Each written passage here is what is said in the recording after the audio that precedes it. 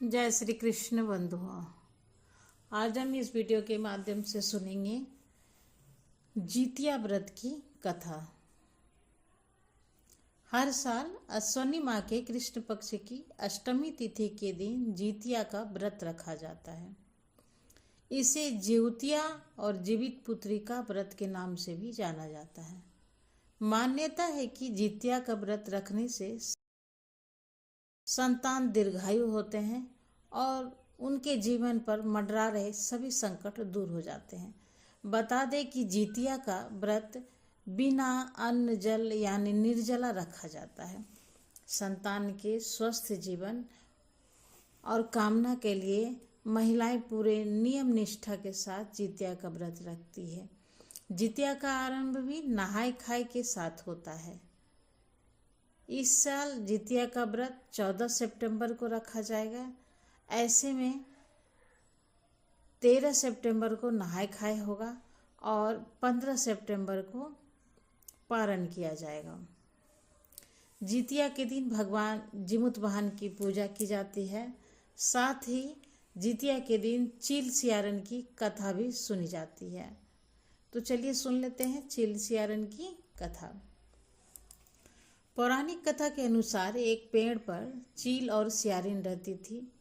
दोनों के आपस में खूब बनती थी। चील और सियारिन एक दूसरे के खाने का एक हिस्सा जरूर रखती थी। एक दिन गांव की औरतें जितिया व्रत की तैयारी कर रही थी। उन्हें देखकर चील का भी मन व्रत करने का गया। फिर चील ने सारा बात जो है सियारिन को जाकर सुनाया। तब दोनों ने तय किया कि वो भी जितिया का व्रत रखेंगी। लेकिन अगले दिन जब दोनों ने व्रत रखा तो सियारिन को भूख और प्यास दोनों लगने लगी।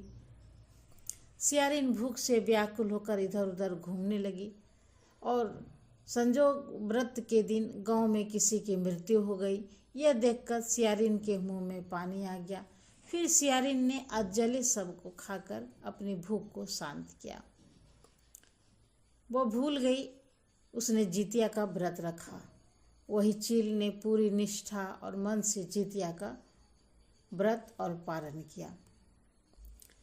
चील और सियारिन ने अगले जन्म में सगी बहन बनकर एक राजा के घर में जन्म लिया। चील बनी बड़ी बहन और सियारिन छोटी बहन। दोनों का विवाह राजा के घर में हुआ। चील ने 7 बेटों को जन्म दिया। वहीं सियारिन के बच्चे जन्म लेते ही मर जाते। ऐसे में अपनी बहन की सुखी और खुश देखकर सियारिन अंदर अंदर से जलने लगी और उसने चील के सातों बेटों को मरवा दिया। सियारिन के 7 बेटों के सिर कटवा कर उसने उन्हें चील के घर भिजवा दिया। यह सब देखकर भगवान जिमुत वाहन ने मिट्टी से 7 भाइयों के सिर बनाए और सभी के सिरों को उसके धड़ से जोड़कर उस पर अमृत छिड़क कर उन्हें जीवित कर दिया। वहीं जो कटे सिर सियारिन ने भेजे थे वो सब फल में बदल गए। अपनी बहन से रोने का आवाज़ सुनकर सियारिन व्याकुल हो उठी और वहाँ जाकर सारा माजरा जानने पहुँच गई। सियारिन सारी बातें जब चील को बताई, कहते हैं कि तब चील ने उसे पिछले जन्म की सारी बातें बताईं और ये सब सुनकर सियारिन को अपनी गलती का पश्चाताप होने लगा। इसके बाद चील सियारिन को उसी पेड़ के पास ले गई और भगवान जिमुत वाहन की कृपा से उसे सारी बातें याद आ गई। इससे सियारिन इतनी दुखी हुई कि उसकी मौत उसी पेड़ के पास हो गई। राजा ने तब इस बात की जानकारी मिली। तब उन्होंने सियारिन का दाह संस्कार उसी पेड़ के पास कर दिया। तो ये थी कथा जिमुत वाहन की। Thanks for watching. मिलते हैं अगले